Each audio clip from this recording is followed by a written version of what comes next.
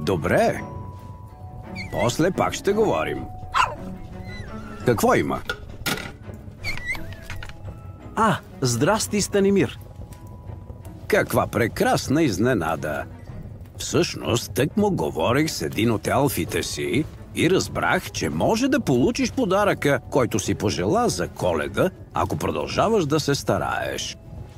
След като си тук, хайде заедно да погледнем голямата ти книга. Ха-ха-ха! Аха! Виж се само! Колко бързо растеш!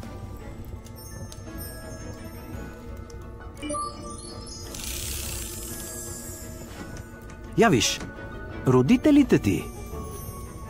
Те много те обичат. Трябва да ида в лабораторията, за да разгледам новите изобретения, които елфите ми направиха. Станимир. Искаш ли да се срещнем там? Да? Чудесно! Значи ще се видим съвсем скоро. Чао, чао!